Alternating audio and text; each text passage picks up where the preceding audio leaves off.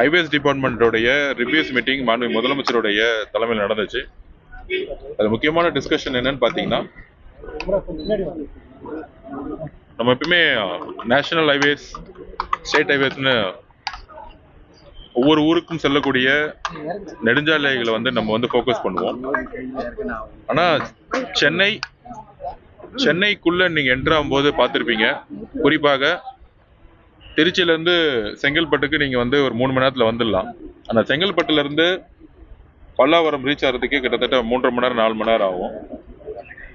So சென்னைக்குள்ள வண்டி, அது காரோ பஸ்ஸோ மற்ற வண்டிகள் வரும் பொழுது டிராஃபிக் பெருமளவில் ஹெவியாக இருக்கு.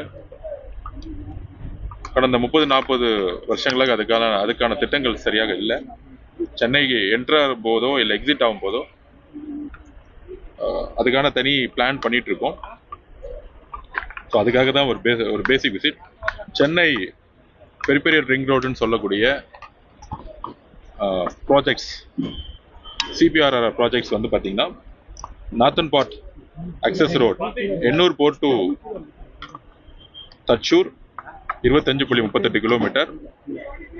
Thachur on NH 16 to start to Tiruvallur bypass, அதுக்கப்புறம் start to Tiruvallur bypass to Sriperumbudur. அப்புறம் 4வது ப்ராஜெக்ட் ஸ்ரீபெரும்புத்தூர் டு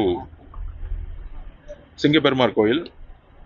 அப்புறம் 5வது ப்ராஜெக்ட் சிங்கப்பெருமாள் கோயில் டு மாமல்லபுரம். ஸோ அதோடைய ஸ்டார்டிங் பாயிண்டாக நம்ம இங்கே நிற்கிறோம். இந்த ஃபர்ஸ்ட் ஃபேஸ் ப்ராஜெக்ட் டாடா பண்ணியிருக்காங்க. பல்வேறு நிறுவனங்கள் இந்த 5 ஃபேஸை பண்ணிட்டு இருக்காங்க.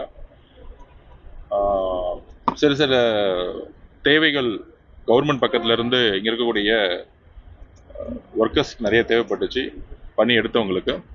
அது விஷயமா ஃபீல்டு அனலைஸ் பண்ணிட்டு இருக்கோம்.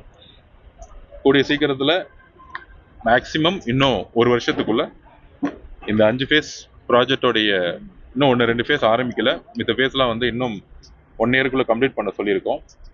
ஸோ கான்ட்ராக்டர்ஸுக்கு தேவையான கவர்மெண்ட் பக்கம் ஏதாச்சும் தேவைகள் இருந்தால் அவங்களோட ஃபீல்ட்லேயே ஆலோசிக்கிறதுக்காக நாங்கள் வந்திருக்கோம். ஸோ கூடிய விரைவில் சென்னையில் இருக்கக்கூடிய அனைத்து வழிகளும் இதே மாதிரி ஒரு 6 வழிச்சாலைகளாக மாற்றப்பட்டு